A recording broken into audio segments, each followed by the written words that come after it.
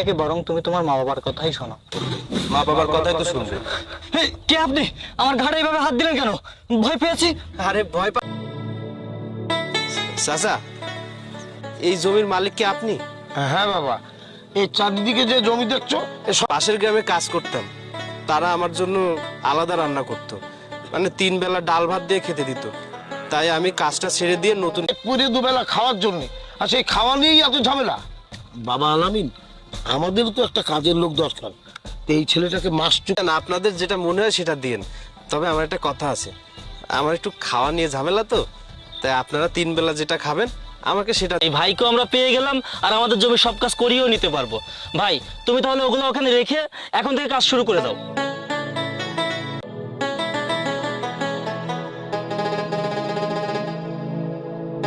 আচ্ছা ভাই, কি নাম তোমার? কি বলেন ভাইজান, আমি ছোটবেলা থেকে এইসব কৃষি কাজ করেই বড় হয়েছি, আমি এইগুলোই ভালো পারি। ও আচ্ছা, তা তোমার পরিবারে কে কে আছে? আমি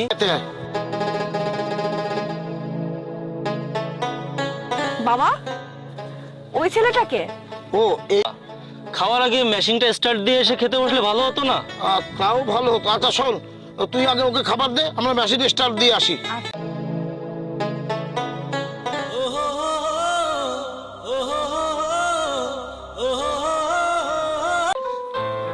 দুঃখিত, খাবো, চলুন।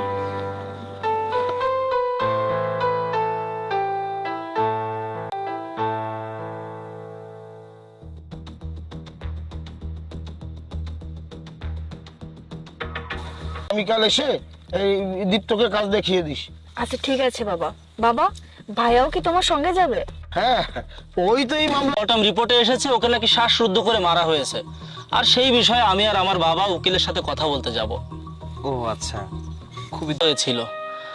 আর বলিস না রে ভাই, আমি আমার ছোট ভাইকে হারিয়ে বড় একা হয়ে গেলাম রে। ভাইজান করতে ভালো লাগছে না, চলো বাড়ির দিকে যাব। চল। আচ্ছা ম্যাডাম, আচ্ছা তুমি, আচ্ছা তোমার বড় ভাই বাড়ির কাজ ছাড়া আর কি কি কাজ করে? তেমন কিছু করে না। বাড়িতে আমাদের মুরগির ফার্ম আছে, গরুর ফার্ম। তোমাদের বাড়িতে আসে না? না, আমার বড় ভাইয়ের তেমন কোনো বন্ধু বান্ধব নেই। তাছাড়া আমার বড় ভাইয়া তেমন পড়াশোনা করেনি, বাড়িতেই কাজ করতে করতে। জিজ্ঞেস করছি, আচ্ছা কি কি কাজ করতে হবে? আজ তোমাকে কোনো কাজ করতে হবে না, আজ আমরা দুজনে এখানে বসে বসে গল্প করব।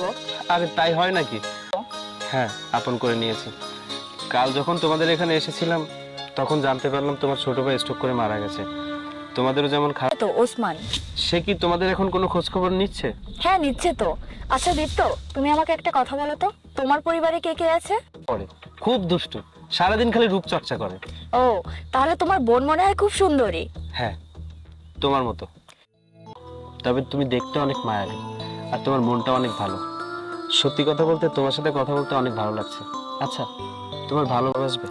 আমার মতো মানুষকে কেই বা ভালোবাসতে চাইবে, আর যদিও কেউ ভালোবাসতে চায় তাহলে তার পা ভেঙে হাতে ধরিয়ে দিব।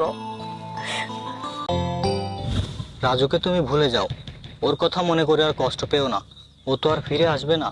এর থেকে বরং তুমি তোমার মা বাবার কথা। আপনার বন্ধু রাজুর বাড়ির চাকর, আপনার বন্ধু রাজুর বোন বললো আপনি নাকি রাজুর বন্ধু, তাই আপনার সাথে পরিচিত হতে আসলাম। এই চাকরের বাচ্চা চাকর! আমি বললো আপনি নাকি রাজুর বন্ধু, আর আমি ওই বাড়ির চাকর। এখন পরে যদি কোনো ঝামেলা হয় তাই আপনার সাথে পরিচিত হতে আসলাম। ভাই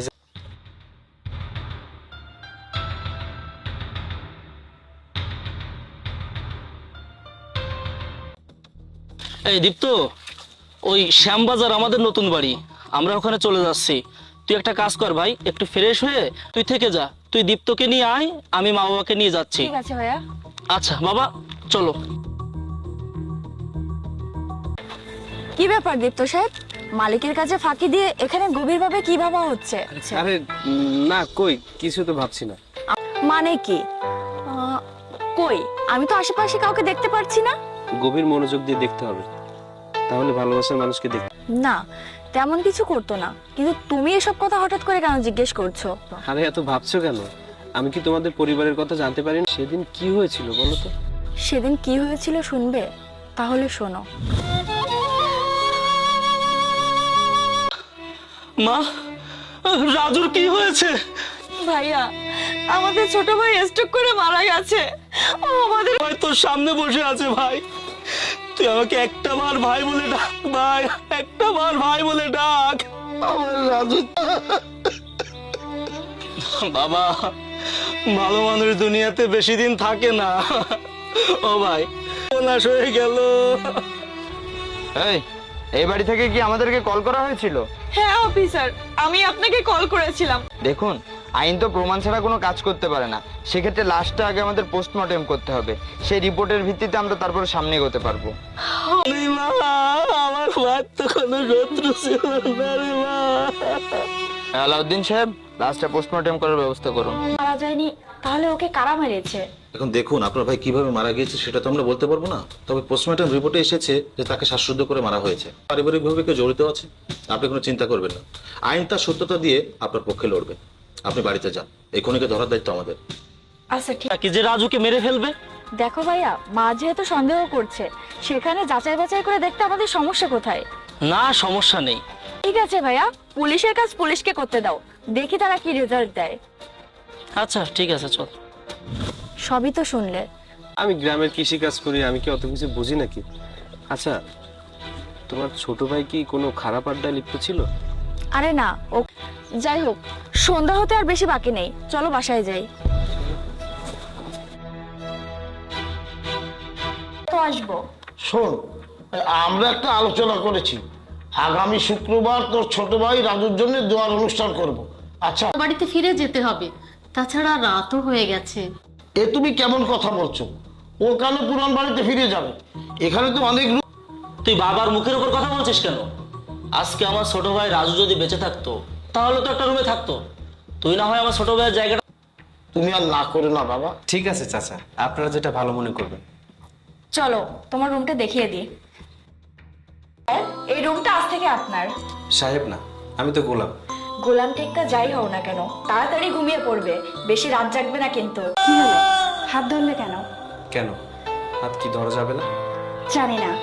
রাত 12টার পরে তোমার জন্য ছাদে অপেক্ষা করব, আসবে?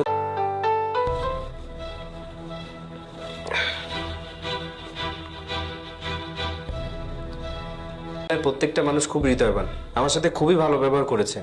আমার মনে হয় না এদের ভিতরে কেউ সাসপেক্ট আছে। দীপ্ত, আপনি আরো মনোযোগ দিয়ে কাজ করুন। To heart.